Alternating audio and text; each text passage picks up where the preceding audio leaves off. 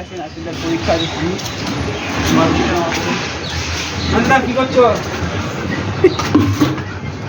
আমাদের most of the senior এসে কিছু বক্তব্য বলো। সকালবেলা সকালে বসতে নাও, বলো না কি হয়েছে সাবধান। এখন শিয়ালদায় 3টে ছেলে কোনো একটা মলেস্টেশনের অভিযোগ করতে গেছিল। সেই মলেস্টেশনের অভিযোগ করতে গিয়ে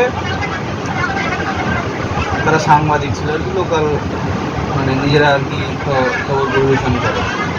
তো তাদের বুম ক্যামেরা ভেঙে ভেঙে দেওয়া হয়েছে।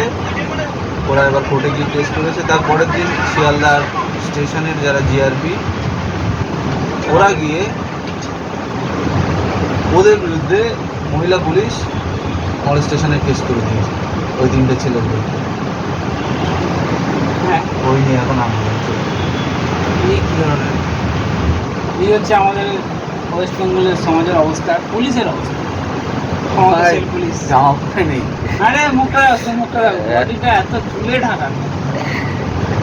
কিছু বলো না সেটা, তুমি আমাদের সমাজ সম্বন্ধে কি বুঝতে এইসব চুটিয়া লোকজনকে নিয়ে কি হবে?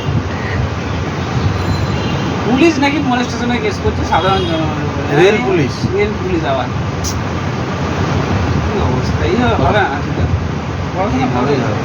আচ্ছা, তার পরীক্ষা কিছুদিন বাদে আছে, এসএসসির পরীক্ষা হবে। তো খুব কষ্ট করে পড়ছে, গভর্নমেন্টের কাছে আমার অনুরোধ যেন আবার হাইকোর্ট না করে দাও। আরো বলো বলে হাইকোর্টের চোখ করে বয়সটা বেরিয়ে গেলে আর হাইকোর্টে গেলে বুড়ো হয়ে মরে যাবে, আর দরকার নেই চাকরি। ভিডিও যখন হচ্ছে সত্যি সত্যি তো বলাই উচিত, পরে কী হবে জানি না, বলে রাখি।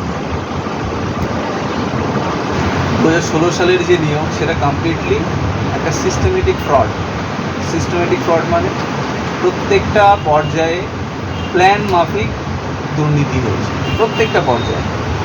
আমি 2018 সালে মাস্টার্স কমপ্লিট, 2020 সালে বিএড কমপ্লিট, 2022 সালে এমএড কমপ্লিট, বর্তমানে পিএইচডি করছি। আমার কমপ্লিট হয়েছে 2020 সাল বিএড, আজকে 2025 সাল। এই এত বছরে আমি একটাও চাকরির পরীক্ষা দেওয়ার সুযোগ পাইনি, একটাও সুযোগ পাইনি। এসএসসির কোনো পরীক্ষার সুযোগ পাই, ঠিক আছে, সুযোগ পাইনি, ভালো কথা। তারপরে এলো সেই মহেন্দ্রক্ষণ, যেখানে 2016 সালে যারা চাকরি পেলো প্রত্যেকের চাকরি গেল, যারা দুর্নীতি করেছে, যারা দুর্নীতি করেনি, সবার চাকরি গেল। কিন্তু সাফার করলো কে? কয়েকজন, অফিসিয়ালি 850 বা 45 এরকম, আর আনঅফিসিয়ালি বলছে 5.5 থেকে 6,000 এরকম ক্যান্ডিডেট আছে যারা দুর্নীতি করে চাকরি পেয়েছে। এই যে এতজনকে সেভ করার জন্যে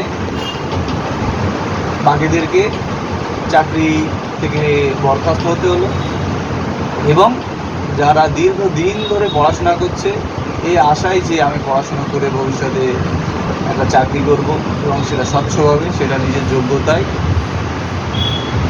তার সুযোগই পেল না। আমি পেলাম না, আমার মতো হাজারো লক্ষ ছেলে মেয়ে আছে যারা নিজেরা যোগ্য না অযোগ্য সেটা প্রমাণ করারই সুযোগ পেল। যে আমি এতদিন পড়াশোনা করেছি, আমি একটা চাকরির পরীক্ষায় বসবো, আমি আদৌ যোগ্য না অযোগ্য এটা তো আগে বুঝতে হবে। কিন্তু এটা কি করে বুঝবে? কারণ পরীক্ষায় হয়নি, তো যোগ্য অযোগ্য বোঝার তো কোনো প্রশ্নই ওঠে না। পরীক্ষা হবে, তারপরে তো একজন মানুষ যোগ্য না অযোগ্য সেটা বুঝবে। তো সেই সুযোগ হয়। তো যারা চাকরি পেলো তারা সাফার করলো, যারা পরীক্ষা না হওয়ার কারণে দীর্ঘ 9-10 বছর তারা সাফার করলো। শুধু এই দুজন, এর সাথে জড়িত যার ফ্যামিলি আছে, ফ্যামিলি সাফার করলো। একটা সোসাইটি, স্কুলের ছেলেমেয়েরা, স্কুলের টিচার নেই, সেখানে সাফার করলো। কত মানুষ আছে যাদের সামাজিক যে সম্মান, সেই সম্মানের অবক্ষয় হলো। মানে চারিদিক থেকে জাস্ট একটা সিস্টেমেটিক ফ্রডের জন্যে চারিদিকে ছড়িয়ে পড়লো এর এফেক্ট, মানে নেগেটিভ এফেক্ট, রিপল এফেক্ট যাকে বলে। মাঝখান দিয়ে শুরু হয়েছে এক জায়গা দিয়ে, ছড়িয়ে গেছে একদম সোসাইটির সর্বস্তরে। বাচ্চারা সাফার করলো, ছেলে মেয়ে নিজে সাফার করলো, যার চাকরি গেল, অনেকে মারাও গেল এই আন্দোলনরত অবস্থায়। যার চাকরি গেল, যার বাবা মা দীর্ঘদিন ধরে অপেক্ষা করলো যে আমার ছেলেটা অথবা আমার মেয়েটা চাকরি পাবে, তার বাবা মা আজও অপেক্ষায় বসে আছে। এবারে এলো এই চাকরির মহেন্দ্রক্ষণ। এখানে নিয়ম করা হলো কি না, যারা 2016 সাল থেকে চাকরি করছে তাদের 10 নম্বর দেওয়া হবে এক্সপিরিয়েন্সে। তো সেই এক্সপিরিয়েন্স যদি ক্যালকুলেট করা হয় তো যারা ফ্রেশার ক্যান্ডিডেট তারা 90 পরীক্ষা দেবে, আর যারা যারা এক্সপিরিয়েন্স বা যাদের চাকরি গেছে তারা বা যারা প্যারা টিচার আছে তাদের জন্য আছে 100 নম্বরের কম্পিটিশন। তাহলে এখানেও একটা সেই তাদেরকে সুযোগ পাইয়ে দেওয়া হলো, ঠিক আছে, কিছু করার নেই। তাই কালকে পরীক্ষা চলেই এসছে, সবাই আশঙ্কায় আছে যে এটা হয়তো জীবনে তার শেষ পরীক্ষা। যাদের 30 বছরের কাছাকাছি, 30-32 বছর বয়স, আবার কবে পরীক্ষা হবে কোনো নিশ্চয়তা নেই। না, আমার এবারে পুরো বিশ্বাস আছে গভর্নমেন্টের প্রতি, হাইকোর্ট হবে না, চাকরি দিয়েই দেবে। কিন্তু আমার বিশ্বাস নেই। না না, চাকরি হলো, চাকরি হলো, কিন্তু চাকরি থাকবে এর কি গ্যারান্টি? কে শিওরিটি? ওটা 27 কি বোঝা যাবে, 26 পর্যন্ত এর কোনো শিওরিটি নেই। এটা আমার একার কথা না, যত 5 লক্ষেরও বেশি পরীক্ষার্থী আছে সকলের। এবং এই চাকরির মধ্যে যে দুর্নীতি হচ্ছে না, কেউ বিশ্বাস করতে পারছে না। কারণ এমন একটা সিস্টেম চলেছে, হয়তো পুরো স্বচ্ছভাবেই হচ্ছে হয়তো, কিন্তু প্রত্যেকের মনের মধ্যে প্রশ্ন রয়েই গেছে যে আদেও কি এটা স্বচ্ছভাবে হচ্ছে, ভিতরে ভিতরে কোনো এর অস্বচ্ছতা নেই তো। চারিদিকে একই, শুধু এটা টিচিং নয়, আপনি যে কোনো আপনি ফুড এসআই, আপনি পুলিশের এক্সাম, যে কোনো এক্সাম আপনি ধরে নিন, আপনি পৌরসভাগুলোতে যে সমস্ত নিয়োগগুলো হচ্ছে, সমস্ত পরীক্ষা, একটা পরীক্ষা যেখানে কোনো পরীক্ষার্থী মানে সন্তুষ্ট না যে এই পরীক্ষাটা সম্পূর্ণ স্বচ্ছভাবে হচ্ছে, সেখানে কোনো ধরনের দুর্নীতি নেই।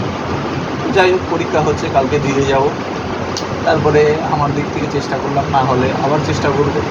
চাকরি হলে আমার না হোক আরও 35,000 মানুষের চাকরি হয়ে যাবে, অ্যাটলিস্ট 35,000 বেকার তো কমবে। চাকরি হবে, কিন্তু জোড়া ফুলে ভোট দিতে হবে, সবাই চাকরি হবে। ভোট পছন্দ মতো দেবে। আমাদের ক্যামেরাম্যান জিয়াগুলো কেপির জন্য চেষ্টা করছে, পরীক্ষার হচ্ছে না।